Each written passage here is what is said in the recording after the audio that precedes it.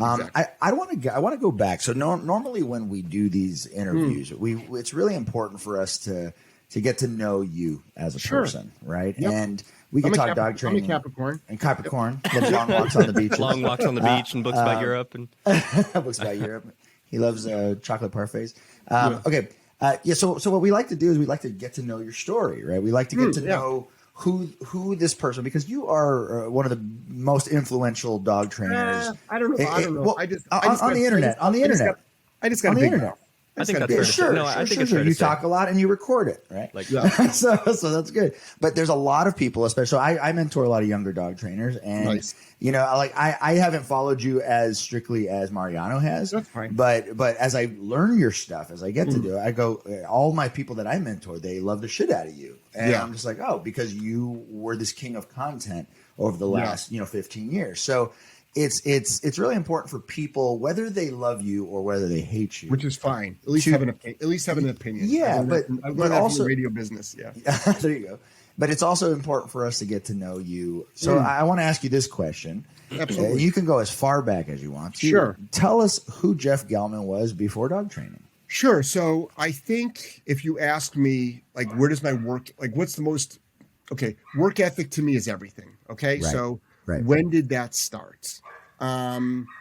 Probably before 9 years old, but at 9 years old, I was shining shoes on the streets of Cleveland, Ohio, 165th and Lorraine. Okay. My father had a drugstore, Cam's Rexall Pharmacy at 165th and Lorraine. Nice. And I worked there as a stock boy for 4 years. Wow. And at the age of 13, I would go into a local deli during the school year, and I go in every single day after school, every day. Entry level back then was the dishwasher. That's like how you got into a restaurant. It's like, I'll wash dishes.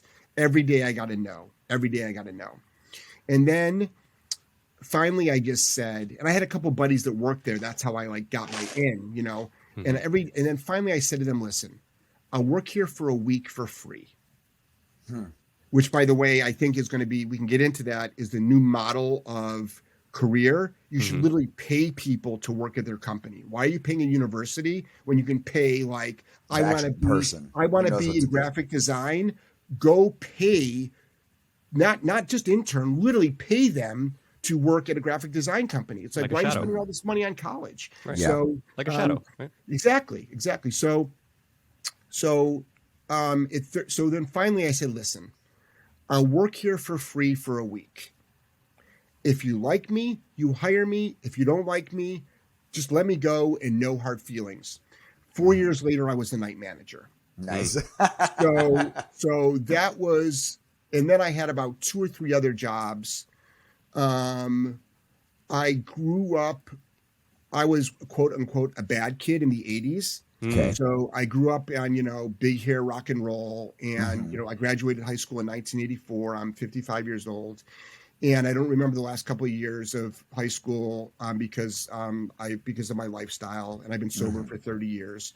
And then I work ethic, I think, is that where it started. It's like I always had to be working. I had a huge amount of guilt if I wasn't staying busy, which might have been hiding some other problems. People that struggle with a lot of issues, they stay busy. So that might have been.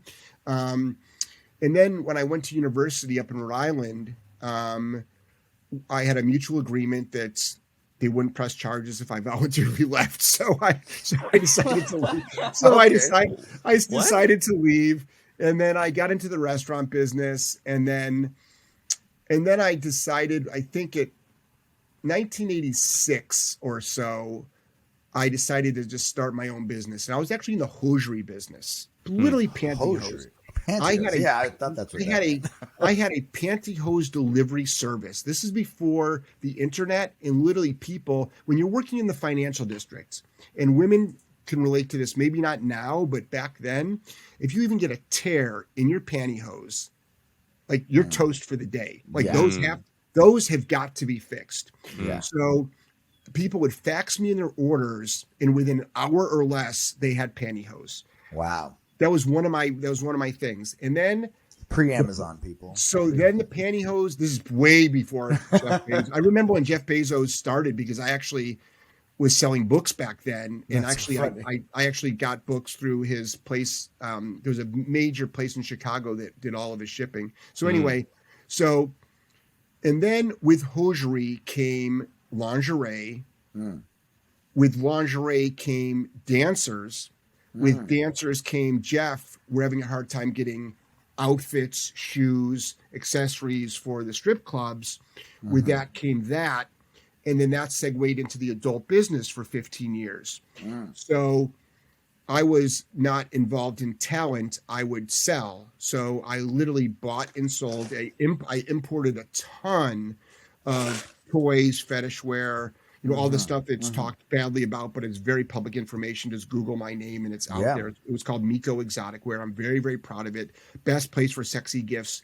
15 years in a row. There's literally a building in Providence named after my company. It's called the Miko Building. And then literally I built a multi-million-dollar company, multi-million from zero. And then one day I was the ignorant dog owner who wanted a German Shepherd. Never had my own dog. My Can I just get an age on this really quick? Sorry, how old were you about this? That goes back 20 years ago. Okay, so 35-ish. Maybe even a little bit longer. Okay.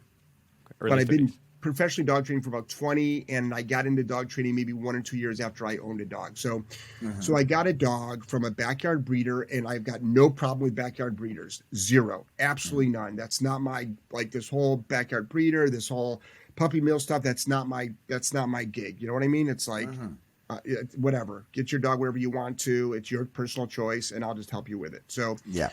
So, highly aggressive towards humans and dogs, bit me and went after dogs from a very young age, was told to put the dog down by many trainers.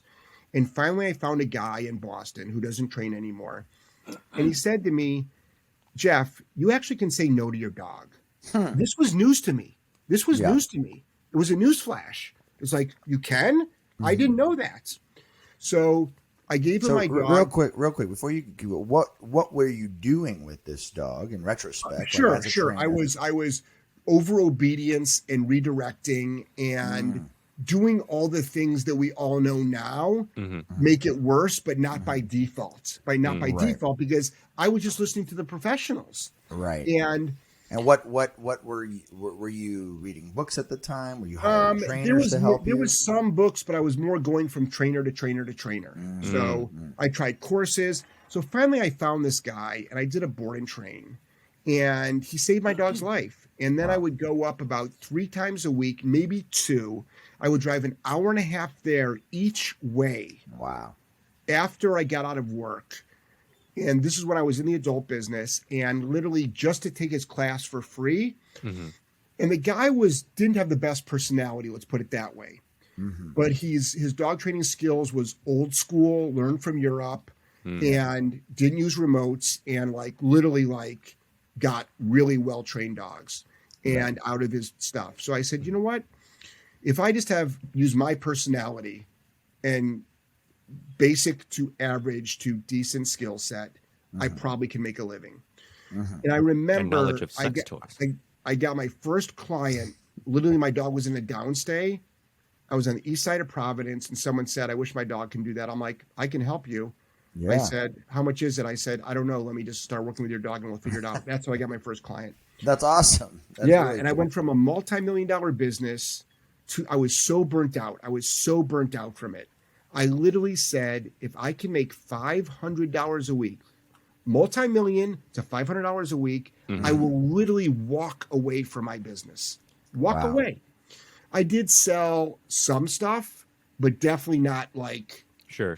what it was worth. Right. But that's how burnt out and stressed I was. Can I ask you a question that would kind of drive home that point of how burnt out you might have been? So this is early to mid 30s, we said. So you already even had kids and stuff like that at this point, right? At least I had 2, which are twins, correct? Right. Okay. Yes. Yeah. Okay. I've been, my oldest kids are 32. So I've been doing kids for a while. Yeah. So, so then what happened was I started working dogs. And for the first 8 years, I was an at-home dog trainer. Had a dog van, and I was doing 6 to 7 clients a day, 7 days a week. I mean, I've worked a lot of dogs, Right. and it was always 5 to 6 visits, only packages. And finally, I was like, when you get to the last dog of the day, and it's 8 o'clock at night, and you're making excuses like why you can't show up, Right. and that's like okay, That's how you know you've hit a burnt threshold. out from that. Yeah. Right. And then what right. I did was the property that I lived on, it had a little cottage, and I turned that into a board and train facility. So then I did board and train from my home, and I got a kennel license, and I got approved from the city, and I got a variance and all that stuff that you have to do because it was in a residential area. Right. And then I did board and trains from there, and I went to some people's houses, but primarily it was there. And it worked out great because it was in a home environment. I've got a swimming pool, yada, yada, yada. Anyway, and then it's funny because, on Facebook, you get those The memories. reminders or whatever. Yeah. So a couple of days ago, September 19th, I got a 8-year flashback. And it literally is me and one of my staff who helped redo this place. It's a 12,000 square foot facility, and they were finishing painting a room. And I'm like, we'll be open in a week. So I've been here at this facility for about 8 years. That's awesome. And the day we moved in, I said, I'm not going to people's homes anymore. And that's literally how I stopped doing that. And then we've built that into a very successful board and train company. And then about 6 to 7 years ago, I started the seminar circuit, and we've done over 200 seminars around the world. And that's anywhere from back then, before COVID, 20 on the low end, but 65 on the high end, with an average of 40 people and 20 dogs. So imagine 200 seminars. That's a lot of dogs over the Right. weekend. Yeah. Right. So, and they're problem solving seminars. So all they are is badly behaved dogs. Like, that's my gig. Okay. And Right, I always, right, tell, right. I always tell people that it's like, go to seminars, but look in like there's seminars for everything. There's leash handling seminars, bite work seminars. I mean, it's like don't expect to get a seminar that's on agility if you're going there for bite work. It's Right. it's just so I only focused on problem solving because that's what I like to do the most, because I believe that helps people the most and keeps the dog in the family. And that's also the biggest pain point that people have. So one of the issues is, they're all punitive based. It's like, of course we do counter conditioning. Of course we do basic obedience, but most of them is stopping unwanted behaviors. Right. So that's where the gig is. All Jeff does is correct dogs. It's because I'm sort of known for solving problems, but I think in the big picture, like at our training center, like bonking, I get a lot of shit about bonking, which Right. is a Oh, yeah. Right. It is here we go. I got one. I don't know if you can Yeah, I've seen them. Yeah. Yeah, I didn't know what bonking was 2 years ago. Yeah, it's One just of a my- towel. Over one in of my Europe, it trainers means told me. something else, but in the U.S. it means cotton Came towel. from the So, business, Yeah, Yeah. it's like it's a soft cotton towel. There's no frozen water bottle, brick, or iron pipe inside. Yeah. And Ouch. anyway, Ouch. and People I'll say just- that? Yeah. Oh, you don't even want That's to know. crazy. You don't want to know. It's like